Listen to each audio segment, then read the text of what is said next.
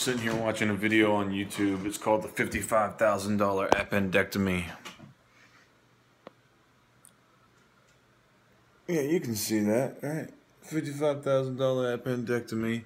What everyone should know about hospital bills. David Belk. I need to subscribe. I accidentally clicked his name. I'll go ahead and go back. Anyhow.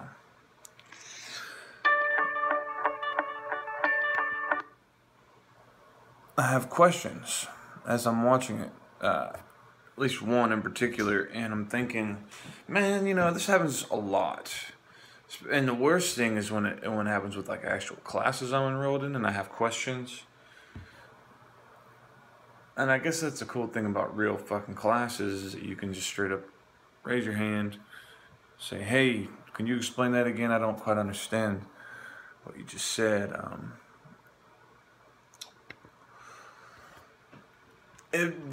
So I'm taking this one class, research and marketing education, or research and business and marketing education, and I'm not really supposed to be in it. It's not, I mean, maybe I am, depending on your perspective, but it's not in my degree plan. I was able to register for it and needed to take another class. You take 2 classes to be full-time this summer semester, and anyhow, it's kind of amazing because I enjoy it to a large degree. I mean, the idea, the point of this class is to teach people how to teach people, or get people exposed and experienced and ready to teach people and train people.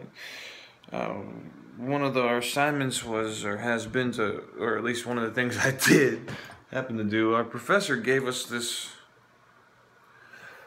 paper that he'd written about some research he did back in like over 10 years ago, I believe. And it was like, oh, to me, because I'm in this class with this dude, this classroom.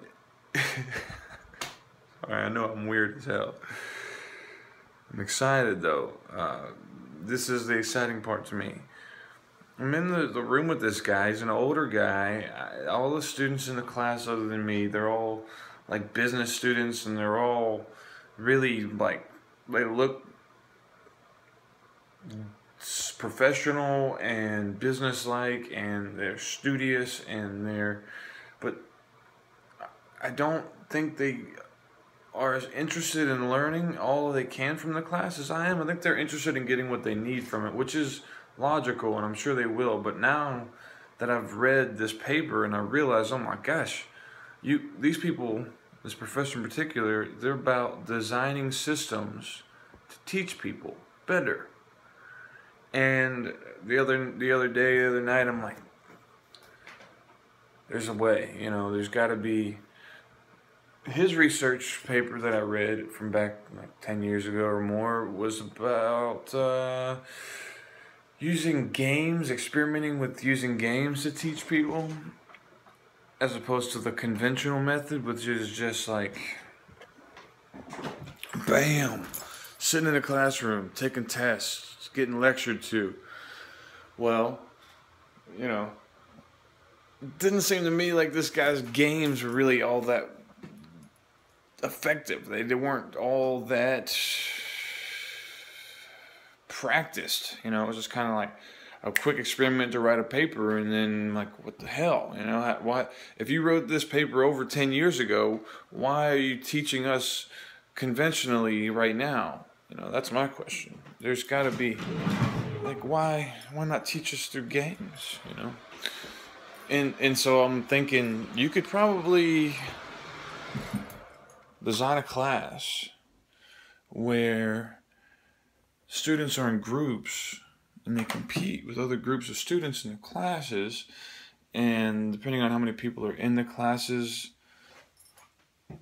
or the groups, excuse me, the more or less weighted each individual work is, you know, independent work, I should say, excuse me. Anyhow, that was one thing, and just now I'm watching this doctor. No, he's not a doctor. What is he? He's like I don't know if you call him a journalist. He almost strikes me as a lawyer. He's talking about the $55,000 appendectomy, what everyone should know about hospital bills. He's talking about this stuff. He's pretty sure he's a lawyer.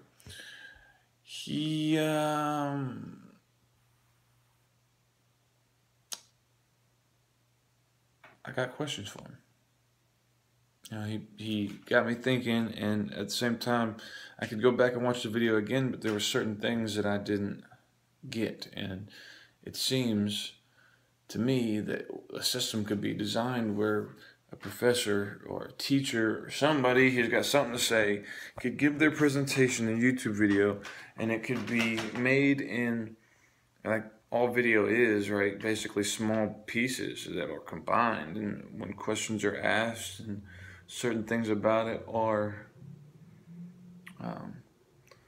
not perfectly explained, they could be, those sections replaced easily, seamlessly, and over time the explanation becomes better. Aiming towards perfection, of course. You know, you want something that as many people as possible can understand, and you know, it's like the end of it. If you got it where everybody can understand it, you know, you can move on to the next concept that needs to be explained and work on getting that explanation down pat, as it is said. Anyhow, that's 6 minutes and 40 seconds. I should probably shut up.